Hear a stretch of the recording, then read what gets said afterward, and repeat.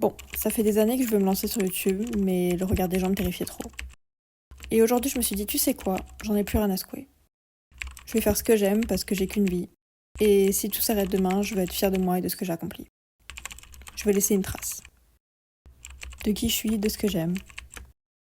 Donc me voilà en train de faire cette vidéo d'introduction et vous présenter qui je suis, ce qui est important pour moi et ce que je vais faire sur cette chaîne. Je m'appelle Justine et le 12 décembre 2003, une star est née. Moi en l'occurrence, si vous n'avez pas compris. Et ça, c'est ma sœur. Du coup, je suis née à Bordeaux et j'ai jamais bougé d'ici. Pour me connaître moi, il faut me connaître depuis le début. Du coup, ça c'est moi, et quand j'étais petite, j'étais complètement timbrée. Et j'étais très star. J'avais peur de rien.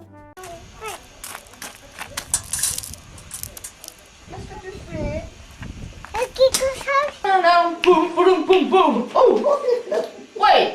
Ah bon. Bravo. J'avais du répondant. Vous appelez. J'étais très casse-cou et j'avais un sacré caractère, enfin bref, j'étais hilarante. Dis-moi, papy. J'ai dit, je vais faire du scooter. Oh, papy. Allez, allez. Ah, papy.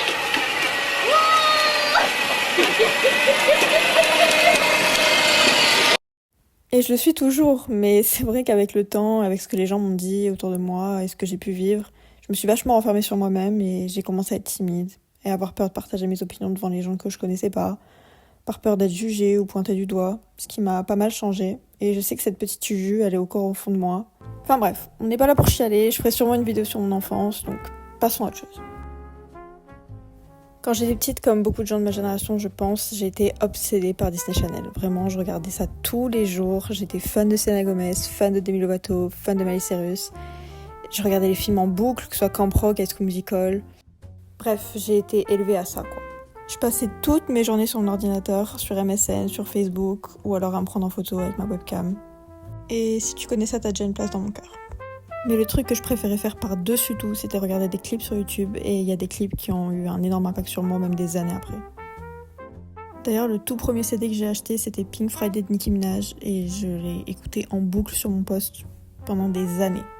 En 2012, j'ai eu mon tout premier téléphone, c'était un Blackberry, et le premier truc que j'ai fait, c'était télécharger Yours Truly d'Ariana Grande, qui était mon artiste préféré, que j'ai découvert à peu près au même moment. Je pense que sans m'en rendre compte, c'est vraiment pendant ces années-là que mon amour de la pop culture est né et que j'ai vraiment commencé à devenir fan d'artistes. Je suis quelqu'un d'hyper nostalgique, donc toute la période 2010, etc., qui me rappelle mon enfance, me manque énormément et sera, je pense, à jamais une de mes éras préférées. Quand je suis rentrée au collège, pendant que tout le monde s'intéressait au rap français ou à d'autres trucs, moi mes modèles c'était les Kardashians, bien que j'acquiesce pas forcément tout ce qu'elles font aujourd'hui. Alors maintenant ça paraît normal, mais à l'époque fallait avoir la chaîne I pour regarder, donc c'était pas si connu que ça en France. Bien évidemment, le fait d'avoir une sœur qui a 6 ans de plus que moi, ça m'a énormément influencée, c'est elle qui m'a montré tout ça. Ma préférée c'était Kylie, et je passais des heures sur Tumblr et je faisais tout pour m'habiller comme elle. Donc vraiment début collège, j'étais à fond dans les Kardashians, le rap US, etc. Même si les 3/4 des rappeurs que j'écoutais à l'époque sont cancelled maintenant. Et du coup, le fait de m'intéresser à ce qui se passait aux États-Unis, que ce soit au niveau de la mode ou au niveau de la musique, ça m'a vachement démarqué des autres. On pourrait croire comme ça que c'est ma première vidéo YouTube, mais pas du tout. Il se peut que quand j'étais au collège, j'étais youtubeuse à mes heures perdues. Bon après j'avais 12-13 ans, donc c'était vraiment hyper gênant, je faisais des hauls, des playlists, des vidéos make-up, mais ça montre que déjà à l'époque j'aimais tout documenter parce que j'ai une mémoire de merde et c'est une manière pour moi de me souvenir de tout. Toutes ces passions que j'avais quand j'étais petite n'ont fait que perdurer dans le temps et devenir de plus en plus fortes. J'aime toujours la mode et j'admire énormément le travail de plein de créateurs comme Jean-Paul Gaultier, Vivienne Westwood ou Jacques Mus. Pour moi les vêtements ça me permet vraiment de m'exprimer sans limite et de changer de personnage tous les jours. J'ai pas un style particulier, j'ai vraiment aucun sens. Il y a un jour je peux m'habiller punk rock et le lendemain coquette, donc pour moi genre il n'y a pas de limite dans les vêtements, on peut s'habiller comme on veut, quand on veut. J'adore le cinéma aussi, il y a des films qui ont littéralement changé ma vie, d'ailleurs je vous en mets quelques-uns à l'écran, et mon rêve un jour ce serait de faire un coming of age movie. Et le meilleur pour la fin, la chose la plus importante de ma vie, la musique. La musique c'est tout pour moi, ça m'a littéralement sauvé la vie dans les moments les plus sombres, c'est ce qui me rend heureuse, me fait pleurer, danser, ce qui me fait me rendre compte des choses sur moi-même, ce qui calme mon anxiété. Quand j'étais en dépression, je pouvais écouter entre 7 et 8 heures de musique par nuit. La musique chez moi, c'est matin, midi et soir non-stop. J'écoute vraiment de tous les styles et je me pose aucune limite. Des artistes qui ont tellement changé ma vie comme Ray, Mac Miller, Rosalia, Billie Eilish, Tame Impala. Mais il y a vraiment un artiste en particulier qui a changé ma vie, et c'est Harry Styles. Moi, je pense qu'un jour je ferai une vidéo sur lui et sur comment il a impacté ma vie parce que je pense pas avoir assez de temps cette vidéo pour tout expliquer. Je suis tellement passionnée de musique que je pourrais me documenter et en parler pendant des heures avec des gens, même si je sais que parfois je saoule tout le monde, je m'en fous, je m'arrête pas. J'ai l'impression que j'aurai jamais assez d'une vie pour découvrir tout ce que j'ai envie de découvrir dans le monde de la musique parce qu'il y a tellement encore d'artistes et de genres que j'ai à découvrir. Mon rêve ultime, ce serait d'être artiste et de vivre de ma passion. Et c'était littéralement écrit dans mon livret de naissance. Depuis que je suis petite, j'ai toujours été très star. J'ai fait de la danse pendant 10 ans, ce qui m'a énormément apporté. Je regardais des clips en boucle et reproduisais les chorés. J'écrivais des chansons en anglais qui voulaient absolument rien dire. Bref, de devenir artiste, ça a toujours été mon rêve, mais je me suis toujours dit que c'était impossible parce que j'ai jamais eu de talent. Je chante pas mal, mais je chante pas extrêmement bien non plus.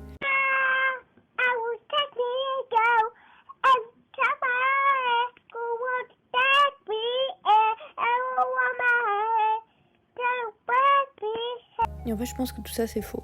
Je pense que c'est soit tu nais avec du talent, soit tu peux travailler très très dur pour y arriver. Et je me suis dit, merde, en fait, je me vois pas autrement qu'artiste. Enfin, depuis que je suis toute petite, j'ai toujours eu cette vision-là et je me vois pas autrement que sur scène, à avoir mes propres albums, mes propres chansons, ma communauté, et performer sur scène tous les soirs et porter des outfits de ouf. Si je pouvais dire le nom de quelqu'un en ce moment qui m'inspire énormément, ce serait Ted McRae parce que j'ai vraiment envie de faire exactement ce qu'elle fait, c'est-à-dire chanter, danser et vraiment donner un show aux gens. Je me donne beaucoup d'excuses, j'ai beaucoup trop de peur, d'insécurité, mais justement j'ai envie de documenter tout ça et de montrer mon évolution. Sur cette chaîne, j'ai vraiment envie de poster tout ce que j'ai envie, que ce soit par rapport à la musique, la mode, le cinéma, faire des vidéos sur mon enfance ou faire des vidéos sur la santé mentale ou sur ce que j'ai traversé, ou même faire des vlogs. Ah oui, d'ailleurs, petit disclaimer, j'ai aussi une chaîne avec mon copain où on compte un peu poster notre vie et pour l'instant il n'y a qu'un vlog parce qu'on est un couple à distance, mais on compte poster très prochainement, donc n'hésitez pas à aller voir aussi. J'ai toujours aimé partager ma vie et ce que j'aime. Pour moi, mes réseaux sociaux, c'est mon journal de bord, mon album photo, une manière de voir mon évolution quand je regarderai ça plus tard et de créer des souvenirs. De documenter les hauts comme les bas.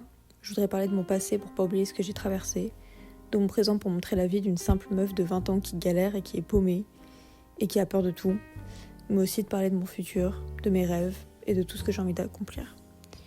Tout en étant le plus honnête possible parce que sinon ce serait pas moi.